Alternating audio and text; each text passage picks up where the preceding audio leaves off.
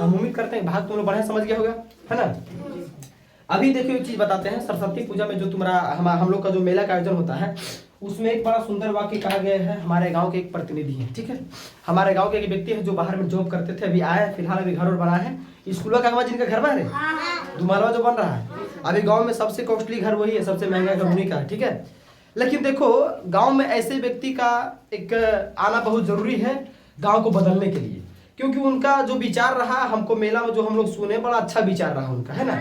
समझ आया क्या विचार उनका? यह स्पष्ट है कि बच्चों को पढ़ने में कभी किसी भी तरह का कोई तकलीफ नहीं होना चाहिए। अगर बच्चे कोई ज्यादा गरीब परिवार से बिलोंग करता है, जिसको पढ़ाई लिखाई में पैसा अगर वादा बन रहा है तो हमसे मदद ले सकता है। समाज में अपने गांव में ले लो यार, अगल बगल बहुत सारे गांव में ऐसा बात नहीं है उनके पास जो कमाई है, जो पैसा है, और उनके जैसा और किसी के पास पैसा नहीं है, कमाई नहीं है। अपने गांव में ऐसा ऐसा एक आदमी है ना कि बहुत माल उसके पास है, ठीक है, लेकिन सब लोग समाज में खर्च नहीं करना चाहता है। समझाया? आज तक ऐसा वक्तव्य किसी का मुंह से सुना है मैक में पूरा अनाउंसमेंट करके इसे बोल दे?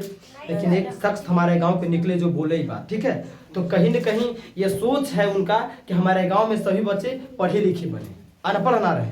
बात समझ में आई, है ना। और पढ़े लिखे रहे, और पढ़ लिख करके केवल पढ़े लिखे नहीं, इससे बहुत आगे तक जाए सरकारी सेवा में। समझ में आया क्या? क्योंकि हमारे गांव में एक इतिहास है कि हमारे गांव में कोलफील्ड का नौकरी बहुत है, पुराना वाला जॉब, उसी से हमारा गांव बहुत ज्यादा डेवलप पे पहले आया है, ठीक है। और बता रहे हैं अब डेवलप पे लाने का बारी हम लोग का है, तुम लोग का, जो हम लोग छोटे छोटे भविष्य हैं, ठीक है।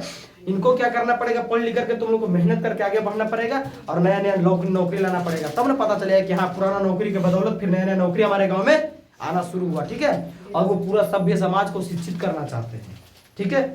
समझाया? ऐसे ऐसे कोई बोल सकता है? समझा ना। हाँ, तुम लोग को अगर कहीं कोई दिक्कत, देखो एक बात, उनका सोच है कि हम समाज को बदले, ठीक है। इसमें कहीं कहीं देखना गार्जियन बाधा बन जाएंगे अपने बच्चे के लिए खुद। बहुत सारे गार्जियन तुम लोगों को पता है कि बच्चे को पढ़ाने लिखाने के बजाय भट्टा पे लेकर चल जाते हैं। वो पता क्या सोचेंगे? अरे ज्यादा ज्यादा वो बोले हैं तो ट्यूशन फीस भर देंगे, कोचिंग का पैसा भर देंगे, कॉपी किताब भर देंगे, ठीक है। हम बचवा लेके जाए 4 गो हाइटवा खाटा खाट पारवाई तो पैसा कमाई। देखो समझा? सही बता रहे तुमको हम। गार्जियन बच्चा को भट्टा पर ले जाने का कारण नहीं है। समझ आया? कितना दुख झूठ मूठ के सुना देता है कि हम दुख में, हमारे बच्चा को कोई रख नहीं रहा, ये नहीं कर रहा, वो नहीं कर रहा, ठीक है। लेकिन ये सबसे बड़ा एक बहुत बड़ा वहम और बहाना है, तुमको पता नहीं है। उनको इस बच्चा से काम निकलवाना है, समझ आया? इससे वो पैसा कमा रहे हैं। और देखो बाबू, पढ़ने का एक समय सीमा होता है, काम करना तो जिंदगी में है, बुझाई लो बात।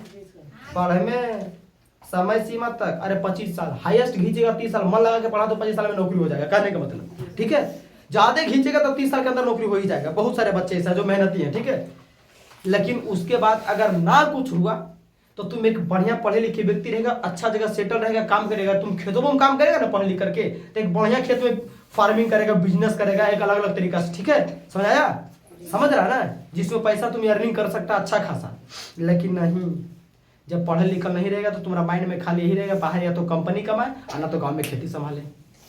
और खेती से क्या तुम कर सकता है? अपने सामाजिक ज्यादा के थोड़ी लेके जाएगा। अरे खाना पीना और तुम्हारे खेत से बहुत सारे लोगों का पेट भर जाएगा, यही ना होगा और क्या। लेकिन तुम गरीबी रह जाओगे, इतना जान लो।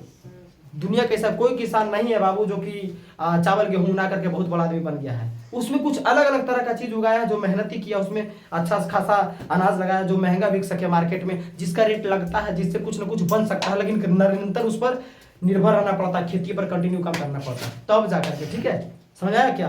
तो बच्चे का भविष्य, बच्चे के गार्जियन के हाथ में हम बड़ारी में देख रहे, बहुत सारे बच्चे का फ्यूचर खराब हो रहा है ना। समझ आया?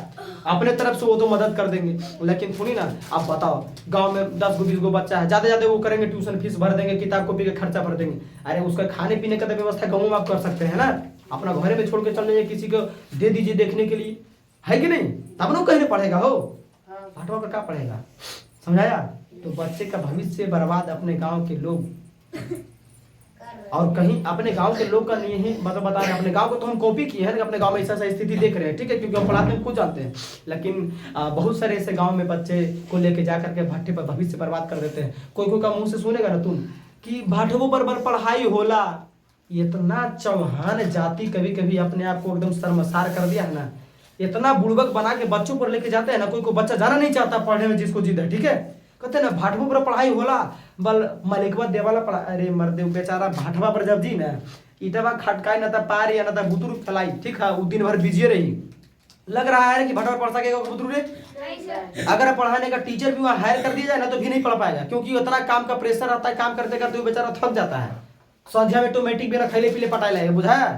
काम एक ऐसा चीज होता है, देखो अगर